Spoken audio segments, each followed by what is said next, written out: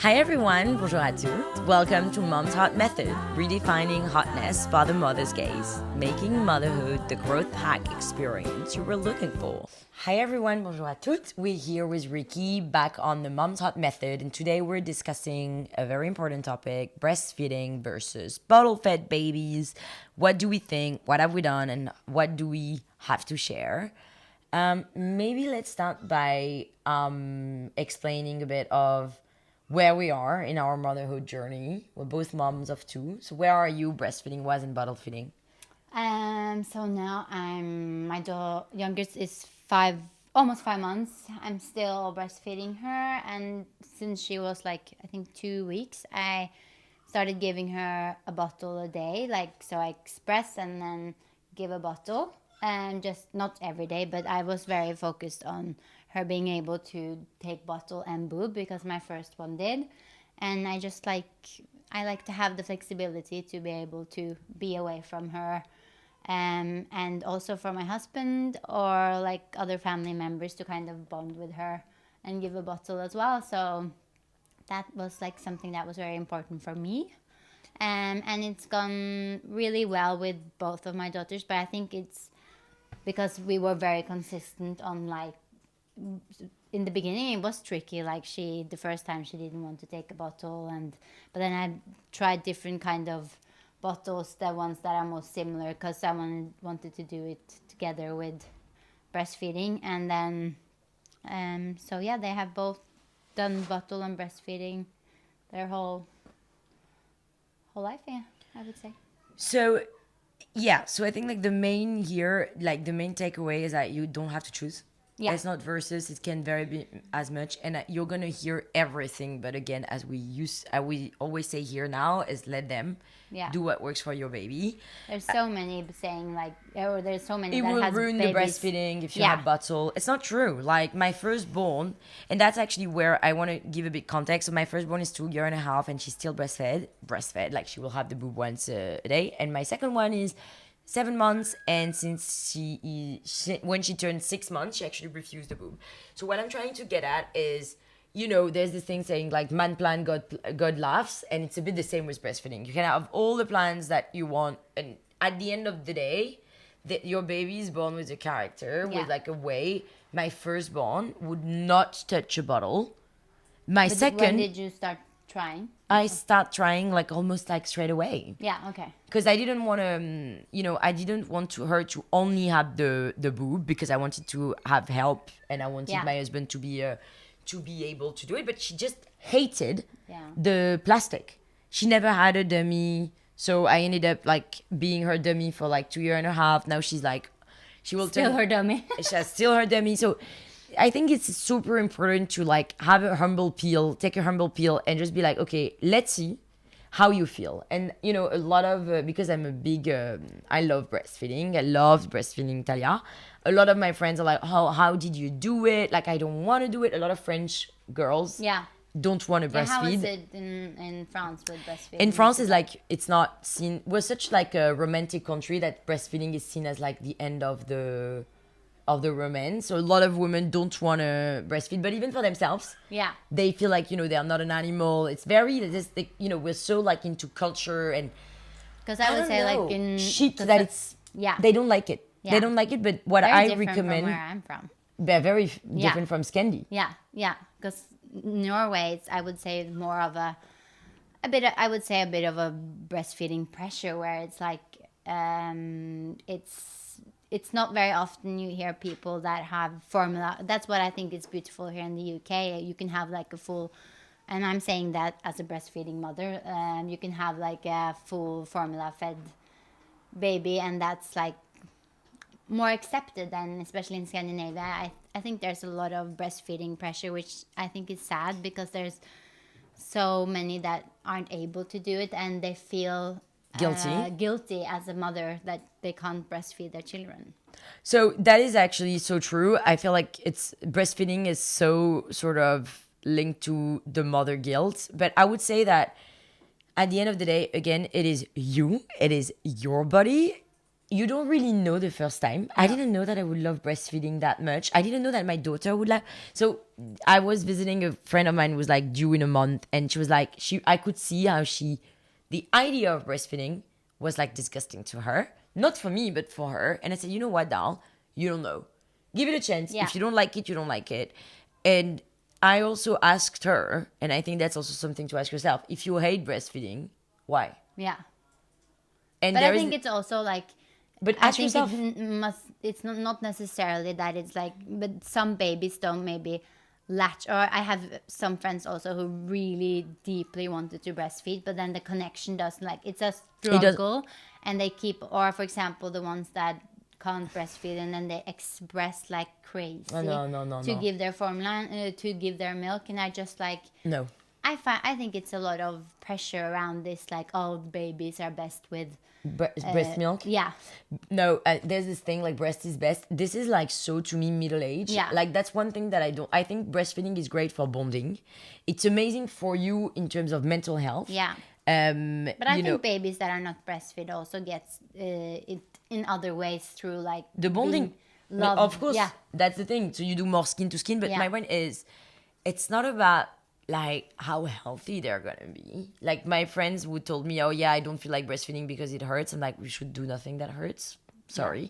But like I remember a girlfriend telling me, oh, I was bleeding, but that's fine. I powered through. It's like, don't do that. No, you shouldn't. Or even when you like, oh, I expressed for crazy because I wanted her to have my milk, and it's just like, it's fine if she gets formula. Then it's not. I believe in then it's not meant to be that you're gonna breastfeed or give your milk because it's this big of a struggle. I think also like when you put so much stress on something, I think like mothering and bonding with your kids is a lot of going with the flow, with some limits, you know. And I think if you're going against the flow and then you start stressing and then you start actually hurting, it can create resentment. So basically the bottom line is, I think like everything, maybe address it with openness and open mind. If you're a first time mom, you don't know. So maybe be like, oh, we'll see. And I think it's just this like... But it's difficult. Like because I breastfed my first for a year. And then the second time around, I was like, I still had the pressure on myself. On myself. Like I need to breastfeed my second one as well. And then I'm very lucky that it's gone well with both of them. But it's funny how you like have breastfed one for a whole year, which I think was amazing. And then you still put that pressure on yourself. And I could say to my friends like, oh, but don't put that pressure on yourself, even though I put it on myself. I think it's different with the second kid, I think to me, but I think it comes with mothering too. But it fascinates me that I still put that pressure on myself while I was sitting. To me, it's because I want to be equal in what I give. Yeah. That's the only reason why. It's because like I want to give them with measure, but something, you know, like I want to give them the same thing. If I didn't breastfeed the first one, I think I wouldn't have breastfed the second one, and vice versa. I'm trying to be more equal. Okay, but do you feel like, maybe this is very to ask, but do you feel, since you breastfed Talia for that long, no, and then because I'm thinking that now I hope I can breastfeed my second as long as I did with my first. No, because that's the thing. Because Ari didn't care. When I'm telling you, at 6 months she was done with the boob. She preferred the bottle. And that's, again, I think that's the beauty of motherhood, is embracing who your child is. Yeah. And not trying to press. Exactly. No, of course. But my point is just like she didn't want it. Yeah. So actually, I think what would have been wrong for me is to force it because, oh, I love it, or, oh, I want to do equal. If she doesn't want it, and clearly, like, I mean, I was putting her on the boob and I was like, okay, well, fine. Like, she's not interested. So I think, you know, you need to also go with your kid's flow. Yeah. So she didn't want it. I wanted to give it to her so she has the same opportunity as her sister, but as long as she had the opportunity. Yeah. And that she got it for 6 months, which I think is long enough. Yeah. Knowing that the other one was still breastfed. So I breastfed 2, and I breastfed Talia the whole impressive. Of Ari's pregnancy. I'm sometimes even amazed that I still have milk, to be honest. Yeah. So to just summarize a little bit what we said, because it's a lot to unpack, especially if pregnancy it's your first time around. Do what feels right for you and for your baby. Again, this circle. What's hot is the sweet spot between what makes your baby happy and what makes you happy, mom. If it's killing mom and making baby happy, it's not okay. And most of the time, you're going to see nature is so well done that most of the time it's a killing mom, baby doesn't want it, and vice versa. Yeah. And the second thing that I would say is, again, let people say whatever they want about, oh yeah, like formula is not good, whatever. Like I have plenty of friends. I grew up on formula. They're absolutely fine. I have a friend. She wasn't has breastfed. four kids, and she said she fully breastfed the two first one. Then the 2 seconds she was like, I breastfed for so long, like or I think it was maybe the last one. I'm done. The fourth one is like fully formula, and she was like, he's never sick. Never. So it's like, I think just don't put do what's pressure best for yourself. Yeah, and the only thing I would say is if it's your first time around, just try and tune out everything that you heard about what you should do. But it's not easy. Like it's not easy, but it's discipline. Yeah. Tune out. Be like, okay, I'm not gonna embrace the negative narrative or the positive one. Like nothing should be like either amazing or awful. You know, it's like probably the truth is in between those extremes. Wait for your time around. Wait to meet your baby. Wait, how does it feel when you put her on the boob or him on the boob? Does he feel like he's loving it? And then the last thing that I would say is ask for double advice. Like, I remember getting told that my daughter had a tongue tie by a British doctor, and apparently here in the UK, it's a whole business. They want to cut everything. Yeah. In France, they don't.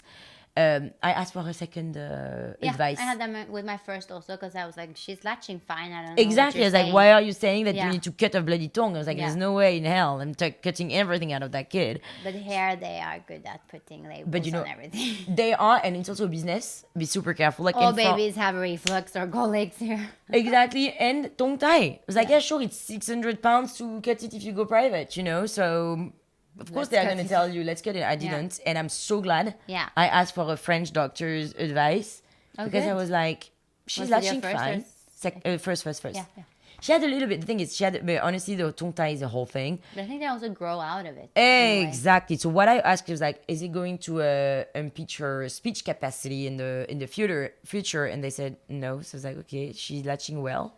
So what's the problem? Oh, she has a tongue tie. I was like, who gives a shit if she has a tongue tie? But there's no. It's like, there is no problem. But she has a tongue tie. I was like, yeah, I think you need to also follow your own mom instincts a bit as well. Not like listen to what every doctor says, because I think, especially a bit in the UK, I think they're quite good at labeling. Yeah.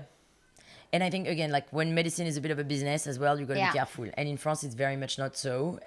So I think we're quite lucky in the sense that they are never greed motivated. It's like, medicine is very much like an art in France. Same in Norway. I think they're more say, oh, they're fine, because it's like not a business at all.